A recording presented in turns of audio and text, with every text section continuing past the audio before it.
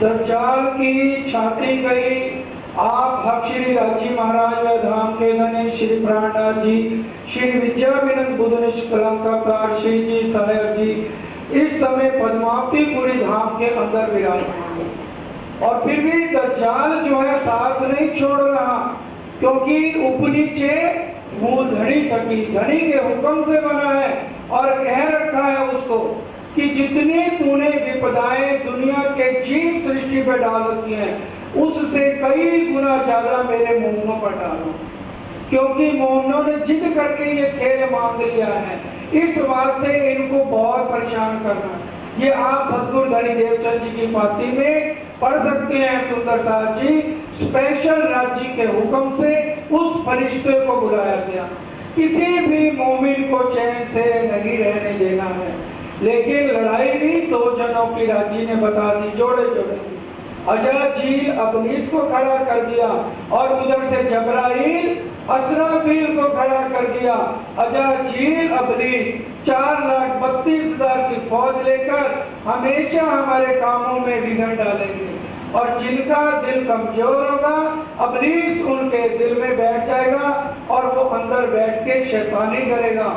और जब धनी की वाणी वो सुनते रहेंगे तो वो अपने हाथ पटकेगा कि मेरे हाथ से एक एक मोमन को खींच कर ये किस तरह ले जा रहे हैं। दूध पीवे तिन से, दूध पीवे तिन से। कौन दूध पीवे? अबलीस दज्जाल की छाती पे चढ़ा रहेगा, उसको हमेशा गलत रास्ता दिखाएगा कि ये मेरे हाथ से ना निकल जाए। सोखवारी तिन से रहे परेशानी में। और अगर हम दज्जाल का साथ देंगे तो हमारे ऊपर भी अनेक संकट आएंगे, धाम धनी हमारी रक्षा नहीं करेंगे। सुंदर साथ जी इस बात का ध्यान रखना है। और जो हमेशा धाम धनी की मस्ती में रहेंगे, पूरा विश्वास करके चलेंगे, तो वो सदा आनंद मंगल में रहिए, सदा आनंद मंगल में रहिए। जो दज्जाल की तरफ नहीं झुकेंगे, किसी की निंदा चुगली में नहीं रहेंगे, हमेशा धाम धनी का साया उनके ऊपर बना रहेगा। अब एक तरफ तो अजाजील अबलीस है और एक तरफ जबराइल असराफील। जरा देखिए इनकी लड़ाई कैसे होती है। 2 मिनट के लिए उनकी लड़ाई आप वाणी के अनुसार सुनिए। वाह वाह पिया जी जोड़ी क्या बनाई, लाडली रूहों के पीछे है लगाई। अरे वाह वाह पिया जी जोड़ी क्या बनाई, लाडली रूहों के पीछे है लगाई। असराफील लो अजाजील की देखो अब लड़ाई।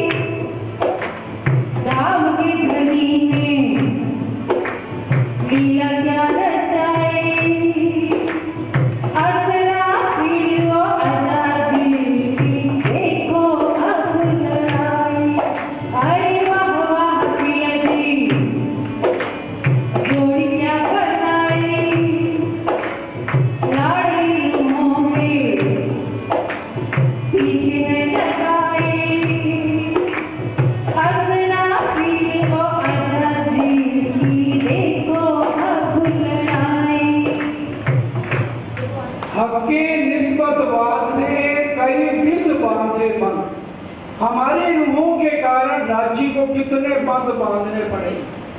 अजाजील भी नूरी फरिश्ता और असराफील भी नूरी फरिश्ता। ये खुलासे के अंदर इसका पूरा बेवरा लिखा हुआ है, आप देख सकते हो नूरी फरिश्तों का बेवरा। असराफील भी नूरी फरिश्ता, अजाजील भी नूरी फरिश्ता। रूहों को खेल दिखाने के लिए असराफील को नजदीक कर दिया और अजाजील को हमारा दुश्मन बना दिया।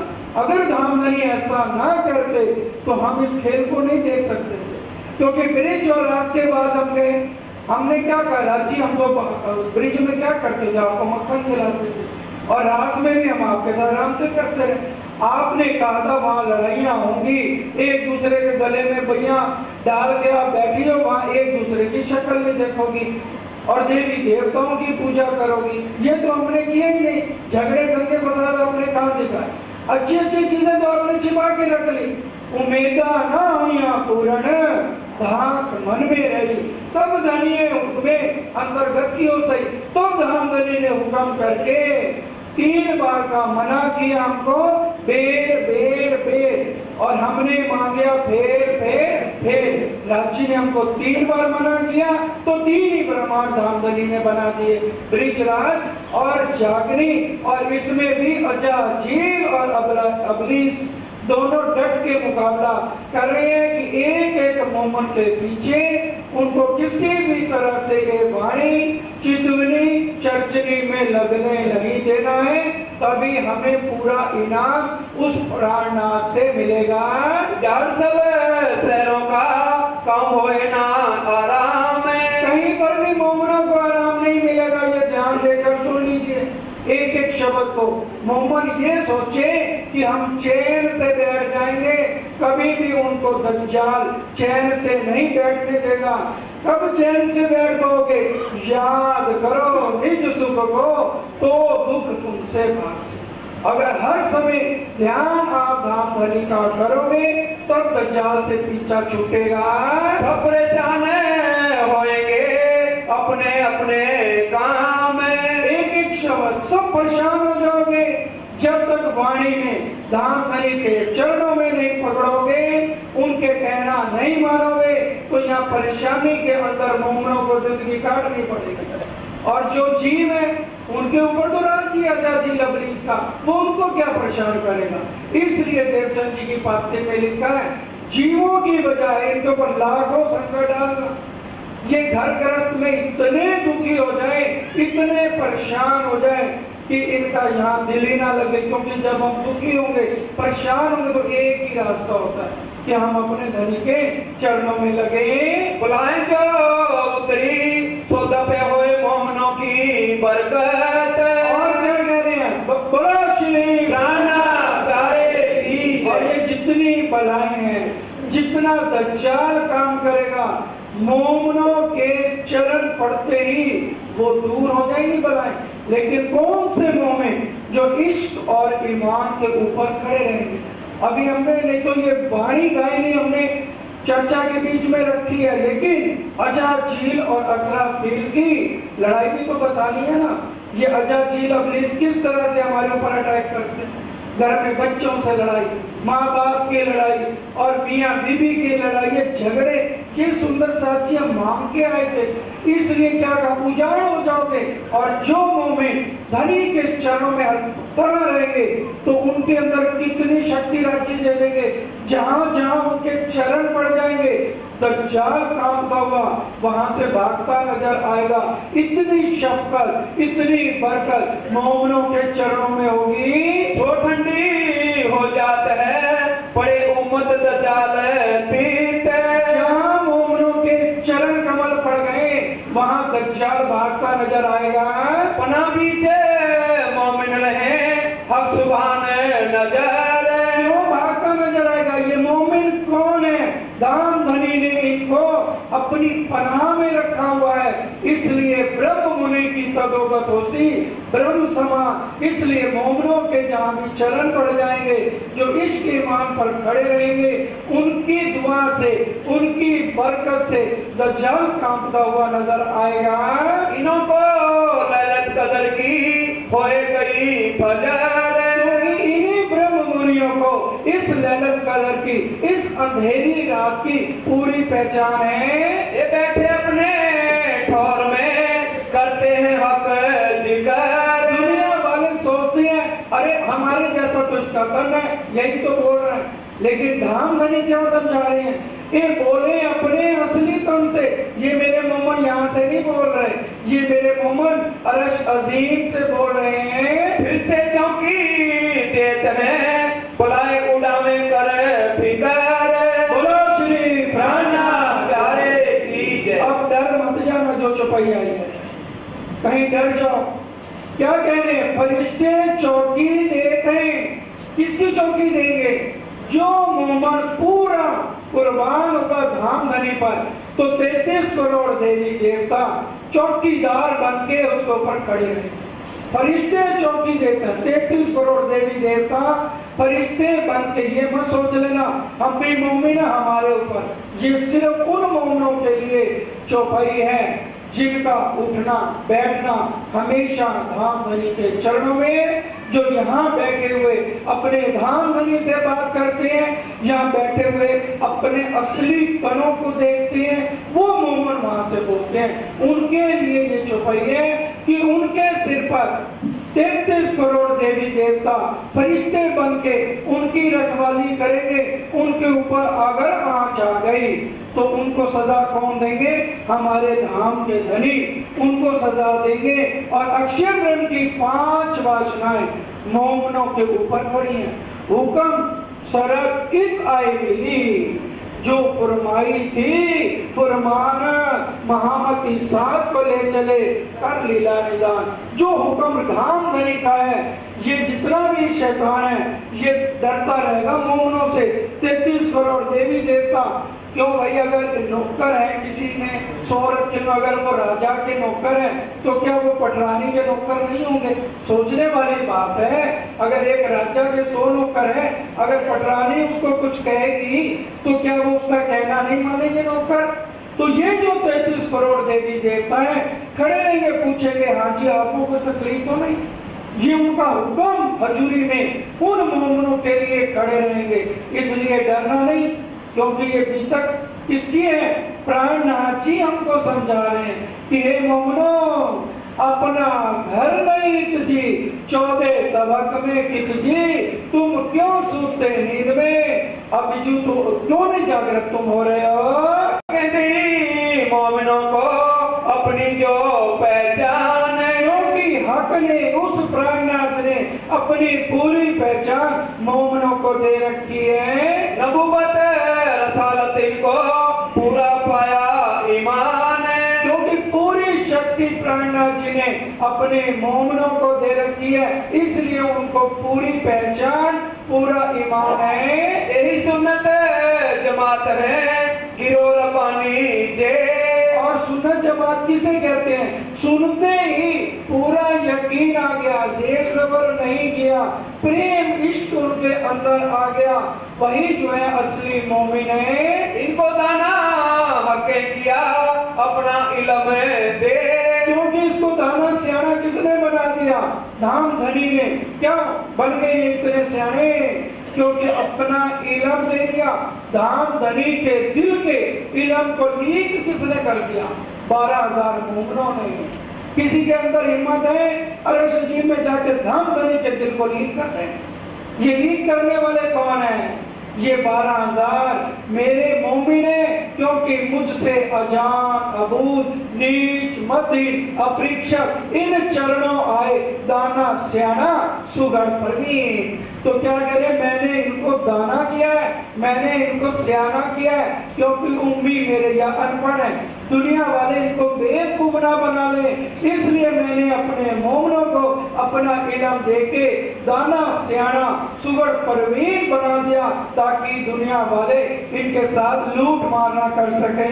साहिदी खुदाए की कहीं गिरो देवन हार। और खुदा की पहचान अगर कोई करा पाएगा, साहिदी खुदाई की यही देवना, मेरे प्रेम सृष्टियों के पास जाओ दुनिया वालों, और मेरी पहचान कौन देंगे? ये ब्रह्म मुनि मेरी पहचान आपको कराएंगे। साचारी साहेब साच सौखाइए। अगर मैं सच्चा हूँ तो मेरे ये मोमिन भी सच्चे हैं, इसलिए साचारी साहेब साच सौखाइए। दुनिया वालों मेरे स्वरूप की पहचान करनी है तो ये मेरे मोमिन ही मेरे स्वरूप की पहचान कराएंगे। यही से अजीब से ये सब खबरदार अजीम से एक एक बात के लिए ये खबरदार हैं। ये जबराइल वकीली करत सब ऊपर, और जबराइल वकील बन गए, इनको हर समय अंदर से निर्मल करता रहेगा। साफ दिल रखे इनको सब पावते पटंतर। और दुनिया वालों को कह रही है हर तरह से निर्मल है, स्वच्छ है, इन्हीं के ऊपर उस प्राणनाथ श्री जी साहेब की मेहरबानी है। हम सोचते हैं श्री जी साहेब अलग है, श्री राज अलग है, प्राणनाथ अलग है। कभी ये गलती मत करना सुंदर साहब जी। प्राणनाथ भी वही मूल मिलावे वाला है, श्री जी साहेब भी वही मूल मिलावे वाला है, और श्री राज भी वही। आंखों की चौपाई जब राजी ने मना किया तो हमने क्या कहा, जैसे साहेब कह तो ऐसी हमसे कबूल हो। साहेब आगे नहीं कहा, जैसा साहेब कह तो ऐसी हमसे कबूल होए, सो बेर देखो जमाएंगे, ऐसी मोमिन करे ना कोई। तो मोमिनों क्योंकि धाम धनी के पूर्ण की पूर्ण है, उनमें करोड़ों अक्षर ब्रह्म निकाल लो फिर भी अक्षरातीत में कोई कमी नहीं आएगी। साहेब भी है, धाम धनी भी है, श्री राज भी है, साहेब भी है। इसलिए हम अपनी अक्ल से ये ना सोचें हम तो निज नाम श्री जी साहेब जी ना कहते, हम तो निज नाम श्री राज बोलेंगे, क्योंकि श्री राज श्री साहेब और प्राणनाथ एक ही आदमी का नाम है। और वो कौन है? अक्षरातीत प्राणनाथ पारब्रह्म, हमारे धाम धनी, हम जिनकी पटरानी है। उन्होंने तो अपने में से निकाल के एक साहिबी इस ब्रह्मांड को बनाने के लिए अपना स्वरूप खड़ा किया, सिर्फ साहिबी दी। कोई साहेब हम अक्षर ग्रंथ को नहीं कह रहे, हम साहेब अपने धाम धनी को कह रहे हैं, क्योंकि आठों सागर उन्हीं के अंदर है। उन्हीं में से उन्होंने एक छोटा सा हुक्म दे दिया अक्षर ग्रंथ को, तो अक्षर ग्रंथ साहेब नहीं है, आठों सागर उन्हीं के अंदर है। चार सागर परम धाम के अंदर लीला करते थे और चार सागरों की लीला यहाँ पे चल रही है। सात निशान बड़े कहे जिनसे होए क़यामत, और सात निशान बड़े क़यामत के जो कहे वो भी पहचान मेरे ये अर्श अजीम के मोमिन कराएंगे। विरोध सारे विश्व का भान किया एक दिन, और सारे विश्व का विरोध भान के एक दिन करेंगे, तो ये मेरे अर्श अजीम के मोमिन है। सबकी समो समझाए के यही देवे यकीन। कौन यही देवे यकीन का मतलब कौन? ईश्वरीय सृष्टि के लिए लिखा है। वाणी मंथन करिए, पीतक को समझिए, ये सारे विश्व का विरोध कर हटा करके यही देवे यकीन। यही देवे का कौन? ये मोमन, ये मेरे लाडलियां मेरी हैं, ये लाडलियां सबको यकीन दिलाएंगी। रूहे फरिश्ते उतरे सोई अरस के वारस, परम धाम की 12,000 आत्माएं और ईश्वरी सृष्टि की 24,000 उनकी सृष्टि, यही मालिक है परम धाम के। पानी अक्षरातीत की इन्हों से सुने सरस, वाणी अक्षरातीत की यही मेरे मुमिन सबको सुनाएंगे। आठों फीसद आखिर की पाई इन्हों की बरकत, ये मेरे मोमिनों के द्वारा ही 8 बहिश्तें कायम होनी है। एक एक शब्द को ध्यान से समझ लीजिए। मेरे मोमिनों की चरण धूलि को ब्रह्मा विष्णु महेश तरस रहे हैं। चरण रज प्रेम सृष्टि की खोज थके त्रैगुण, कई विध करी तपस्या यो कहे शास्त्र वचन। ब्रिज की लीला जब चल रही थी, हमारे धाम धनी मां लीला कर रहे थे, और ब्रह्मा जी 5 साल के बाद परीक्षा लेने आए थे। ब्रह्मा जी ने मुख में घास का तिनका, गले में कपड़ा डाल के क्या कहा, हे मेरे परमात्मा, हे मेरे धाम के धनी, मेरी आपसे एक विनती है, मेरे को वृक्ष बना दो। श्रीमद् भागवत के अंदर आप ये प्रसंग पढ़ सकते हैं, मेरे को वृक्ष बना दो। ब्रह्मा जी कह रहे हैं आपकी ये ब्रह्म अंगनाएं जब चले, इनको चरणों की धूली उड़े, मेरे पे पड़ जाए तो मेरे भी जीव को मुक्ति। ये है मोमिन, 12,000 मोमिन जिनकी सिफत करते हुए धाम धनी कह रहे हैं, दुनिया वालों इन मोमिनों के चरणों से लिपट जाओ। यही मोमिन सारा ज्ञान देंगे। मैंने इनको सियाना सुगर परवीन किया है, इनको दाना दिया है, इनको मैंने अपना इल्म दिया है। इन्हीं मोमिनों ने मेरे दिल के अंदर आके इस इल्म को लीक कर दिया 14 लोक के ब्रह्मांड में। आखिर खामंद करेगा इन खातिर उठे क़यामत, आखिर खामंद करेगा इन रूहों की खातिर, इन रूहों की खातिर आज दुनिया वालों को प्रसाद मिलेगा जो 84 लाख योनियों में तड़पते रहते हैं, मरते रहते हैं। ये मेरे मोमिनों अगर ना आते किसी को भी मुक्ति नहीं मिलनी थी। इन मोमिनों की बरकत से आज सारी दुनिया को कायमी मिलनी है। इनों की सिफत सबद में आवत नहीं जुबान। सुन लो क्या कह रहे हैं, इनों की सिफत मैं शब्दों में नहीं कर सकता हूं, मेरी ताकत नहीं है, क्योंकि मेरी जुबान भी लड़खड़ाती है। इनकी अगर मैं सिफत करता हूं तो अक्षर ब्रह्म के अंदर क्या हिम्मत है मेरी लाडलियों की सिफत करने। मेरी जबान खुद की लड़खड़ा रही है, अगर मैं अपनी लाडलियों की सिफत करता हूं तो त्रिगुण रोए पीछे फिरे, इनों की खूबी सुने श्रवणाए। अभी परेशान मत हो जाना, इतनी खूबियां प्राणनाथ जी बता रहे हैं और ब्रह्मा विष्णु महेश रो रहे हैं कि इतने सिफत सुन के ब्रह्मा विष्णु महेश की भी आंखों में आंसू आ रहे हैं कि ये मोमिन अरश अजीम के आज तक इस ब्रह्मांड में नहीं आए और वो भी इनकी सिफत सुन सुन के रो रो के अपने धाम में बैठे हुए हैं। श्री महामती कहे मोमिनो याद करो शुक्रान। हे मेरी परम धाम की आत्माओं, मेरी मेहर को याद करो। मेहर होत अबल से इत ही हो तो कम, जलूस सब दिन के कछु कमी न करत कसम। ये खेल हुआ मेरे वास्ते, ये खेल ही मैंने मेहर का बनाया है, दुख का तो एर वो बनाया ही नहीं, बहाना बनाया। ये तो मैंने लाड लड़ाया है। तुम हर समय मेरे को लाड लड़ाती थी, तो ये तो मैंने अपना एक लाड दिखाया और उसी में ही तुम बह गई, क्योंकि रूहें बेनियाज थी। बीच दरगाह बारे हजार जाने न आ वतन की साहिबियां अपार।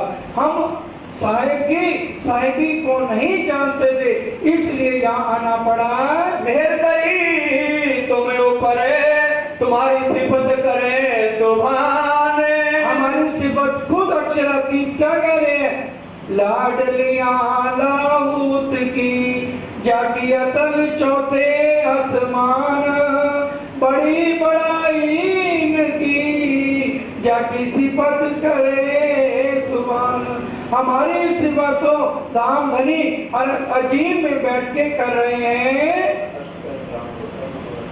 अब सुंदर साथ जी बंगला दरबार में हमारे धाम के धनी विराजमान होने जा रहे हैं और अब यहाँ पर शहंशाहों के शहंशाह, बादशाहों के बादशाह हमारे धाम धनी, हमारे प्रीतम यहाँ नूरी तखत पर बैठ करके और हमें बताएंगे कि परम धाम के 25 पक्षों की लीला किस तरह से होती है। तो उससे पहले हमें समझाया जा रहा है और बात शुरू कहां से कर रहे हैं, परम धाम से। धाम के धनी आज बात शुरू करने जा रहे हैं। और अब वो दरबार कैसा है जिसमें हम भी बंगला दरबार में जाएं तो उस साहिब की और उस दरबार की ये सिफत 2 मिनट पहले डालें, क्योंकि इसी दरबार में हमने धाम धनी के चरणों में बैठ करके परम धाम के 25 पक्षों का आनंद लेना है।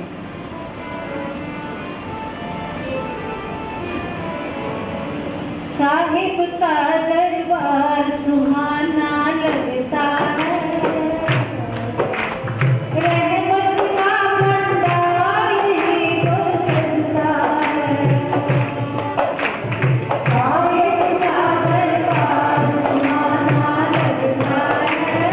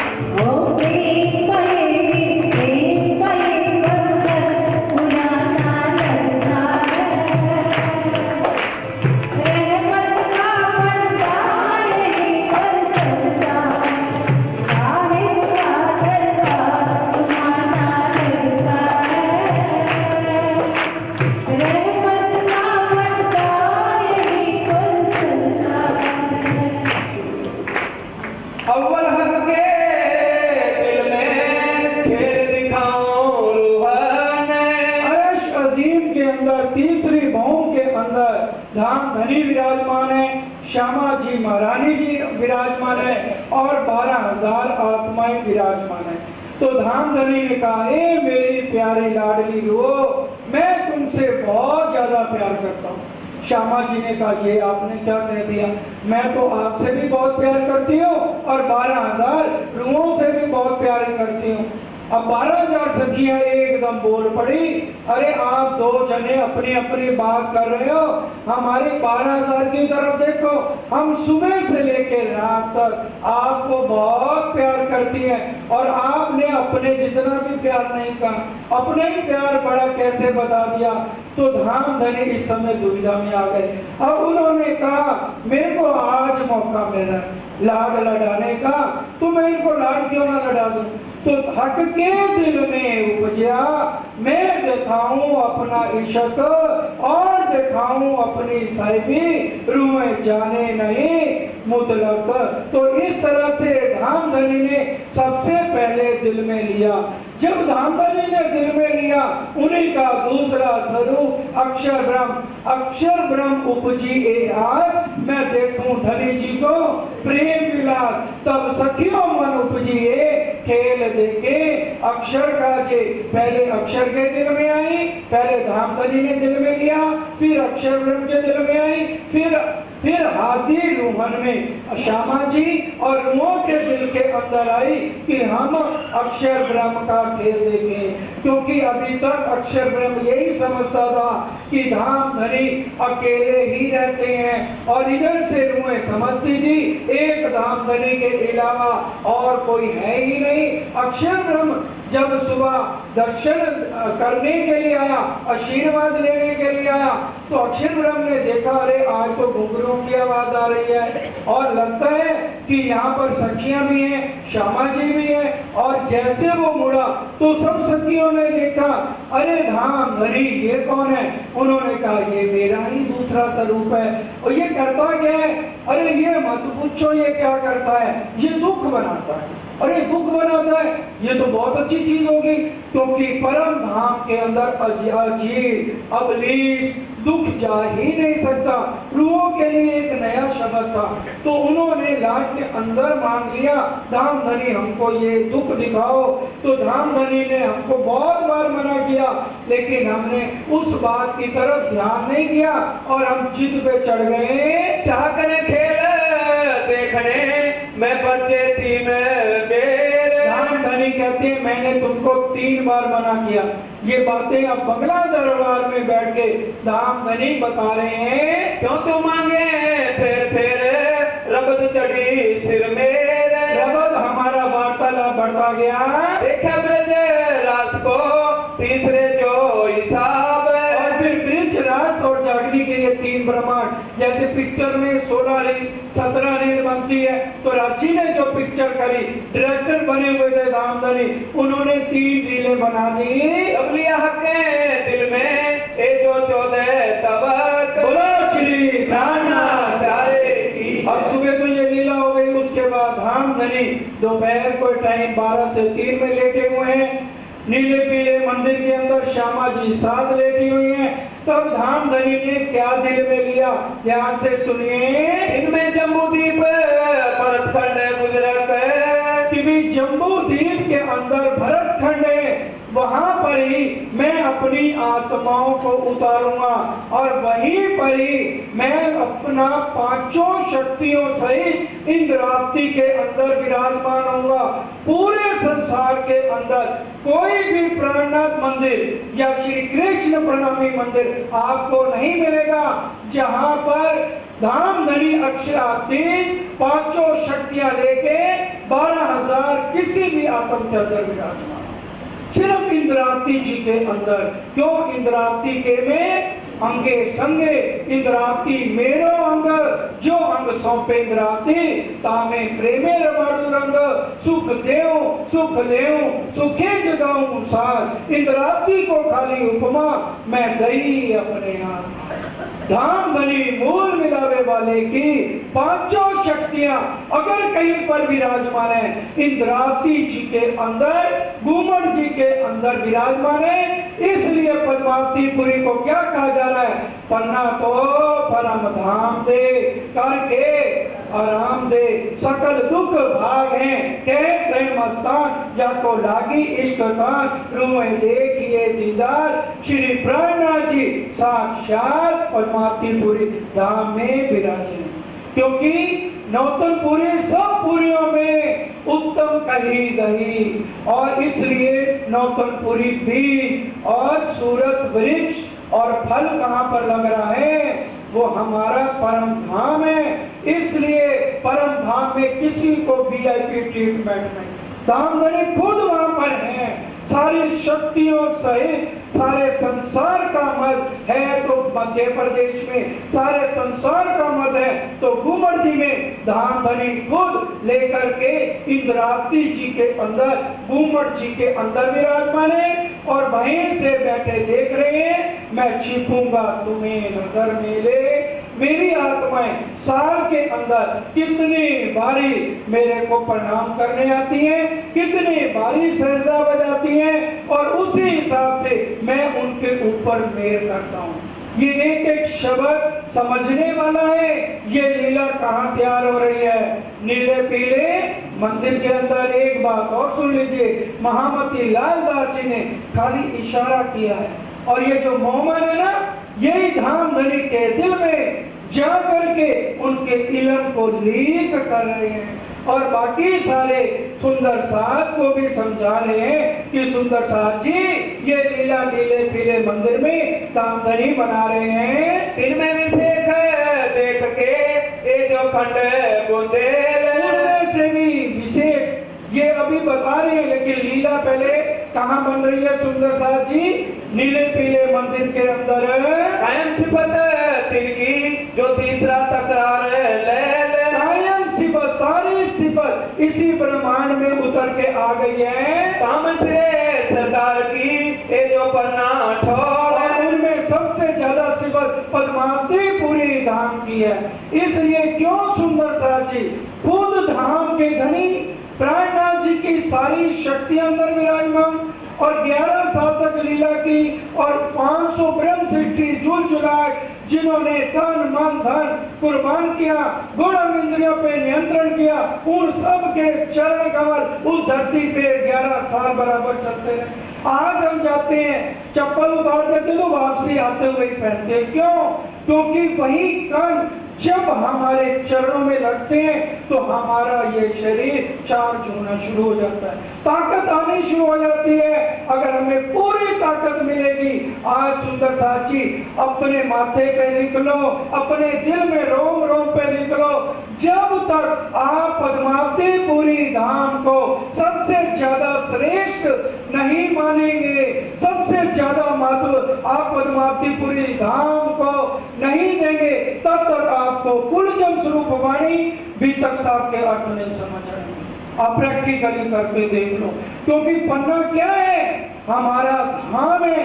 अगर परम धाम में जिसका सजदा ना जाता हो, घूमड़ जी में दिल से हर रोज घर में बैठ के आप सजदा बजाते रहो, धाम धनी पूरी मेहर आपके ऊपर करते रहेंगे।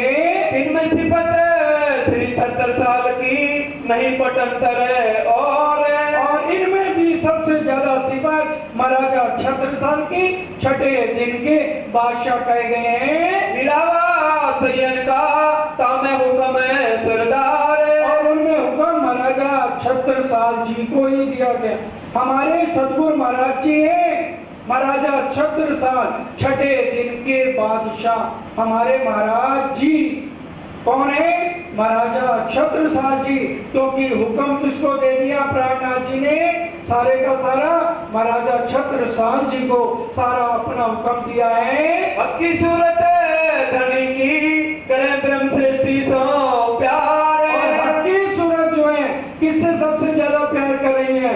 अपनी ब्रह्म आत्माओं से पूरा प्यार कर रहे हैं। क्योंकि इस भीतर तख्त साहब के अंदर आप खुद देख लो, सारी शोभा इंद्रावती जी को दी कि नहीं दी, पद्मावतीपुरी का नाम आया कि नहीं आया, आप खुद विचार कीजिए। इसको कहा गया कि नहीं कहा गया, इंद्रावती के में अंगे संगे सारी वाणी किसके मुखारविंद से उतरी है, इंद्रावती जी के मुखारविंद से। इंद्रावती जी के अंदर दामधनी बैठक लगा के पद्मावतीपुरी में सुंदर सार जी विराजमान है। आंखा खोल तो आप अपनी निरख धनी श्री धाम। अगर आप अपने अंदर की आंखें खोलोगे तो एक एक शब्द आपको समझ आ जाएगा। इन स्वरूप की इन जुबां कही ना जाए सिफत। ये कौन कह रहा है? दामधनी घूमर वहां नीले पीले मंदिर में कह रहे हैं कि मैं भी पद्मावतीपुरी धाम की सिफत अपने मुख से नहीं कह सकता हूँ। शब्दातीत के पार की तो कहनी जुबां हदरीत। ये शब्दातीत के पार की बातें मैं कहां तक वर्णन करूं शब्दों के अंदर। सागर सुख अणगिनती पल पल लेत सयन। सागर होता है, उसमें से जितना भी पानी निकाल लो उसमें कमी नहीं आती है। पद्मावतीपुरी धाम में जाओगे तो वहां पर सागर उड़ेल रहे हैं, धामधनी पूरी शक्ति अपने मोमनों को दे रहे हैं। ये बातें सारी कहां पर बन रही है? नीले पीले मंदिर के अंदर। जो सेवा में शामिल करते जो इन्हें तान। और जो सेवा में शामिल रहे उस समय एक पल सेवन की सुख आवे ना इन्हें जुबान। क्या कह रहे? एक पल के लिए भी सेवा जिसने की, क्या कह रहे? जो एक वचन कहूं मेर का ले मेर समझो सोए, अपार उम्र अपार जुबां मेर कोई हिसाब ना होए। अगर किसी ने भी एक शब्द भी प्राणनाथ जी की इस वाणी का सुन लिया, जो एक वचन को मेर का ले मेर, उसी को समझना ये उनकी मेर है। ले मेर समझो सोए, अपार उम्र लग जाए आपकी, अपार जुबाएं आपकी लग जाए दर पे।